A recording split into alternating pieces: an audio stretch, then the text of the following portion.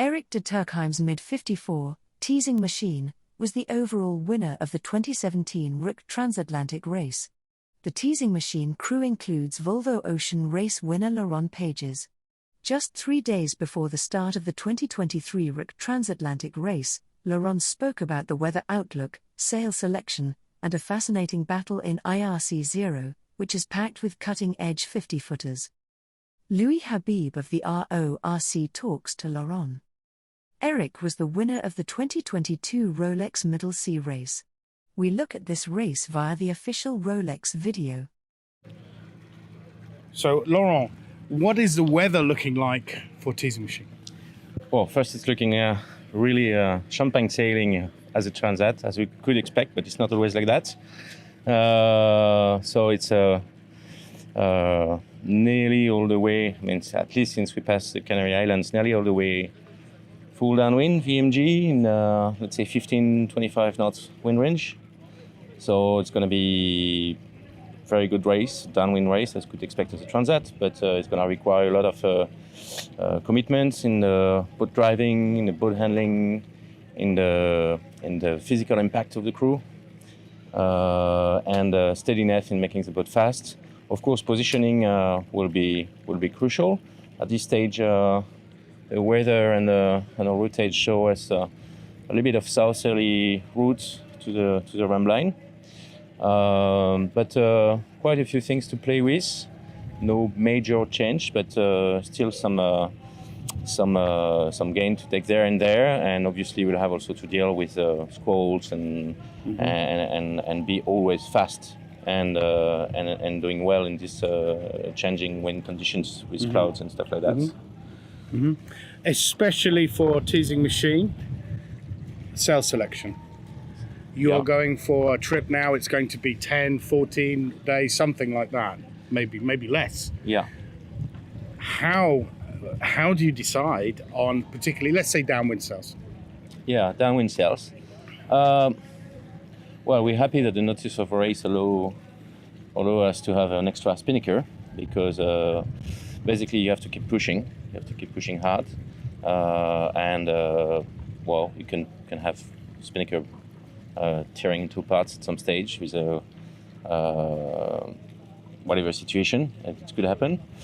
So we have a couple of backups actually, especially in the A4 range. And the question is, well, shall we more go on to backups for the crossing with A2, A4 range kites, or shall we keep some options for passing the Canary Islands, where we can have some wind shadows, from the islands that could really stop us at some stage, that we get to keep fast, because you cannot lose too much ground in this area.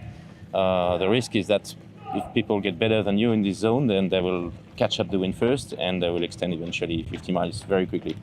So this is something we'd like to be careful also. So we're working on, of course, downwind range inventory, but we're considering the option also to have a very light breeze and a bit unstable light breeze through the islands as well. Okay.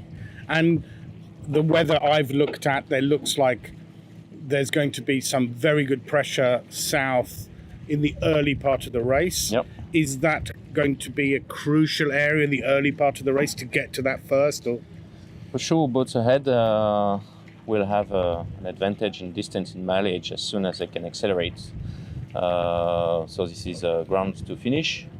Still, it's a time on time racing. But obviously, we don't want to lose ground. Really, we never want to lose ground at the beginning. That's for any racing. But it's going to be particularly crucial getting out of the Canary Island. And for you, as a sailor, for the team, for Eric, to have this competition, does that excite you? It's very interesting. We've got, of course, a very nice fleet with various boats, and but especially concerning Teasing Machine, there is 3 tough opponents in the 52 between 52 56 foot size range. We are 54 with 4 different concepts, kind of. It's going to be very interesting. Boats will have some difference in mileage per day, but it's going to be very interesting how we manage versus Pages or versus Infinity 52. So those boats are supposed to be reasonably faster than us.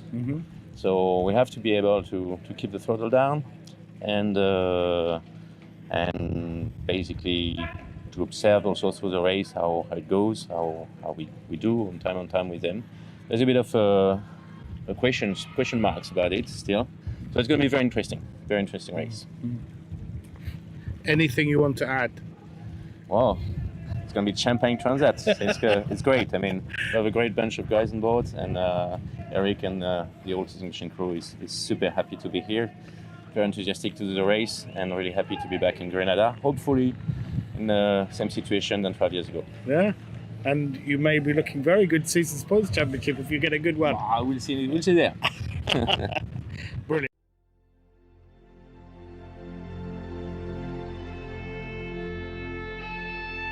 My favourite thing about the Rolex Middle Sea Race is the fantastic atmosphere with so many competitors from all around the world coming here.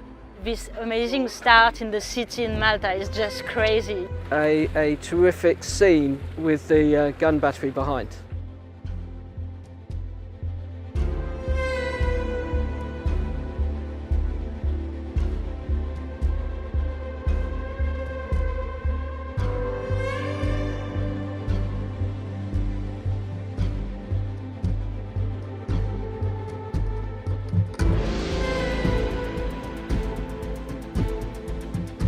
Look, I'm a child at heart and I just love seeing those volcanoes roll by.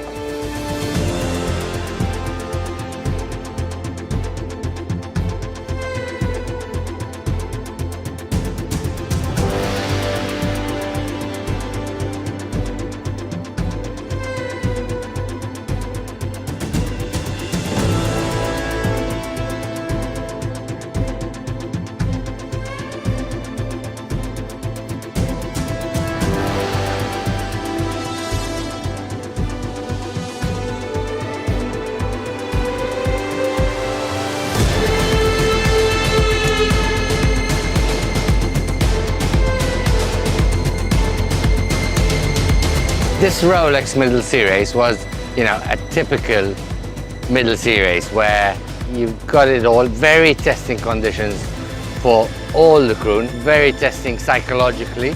But that's the beauty of yacht racing, don't you think? That's why I love it. That's why I keep doing it.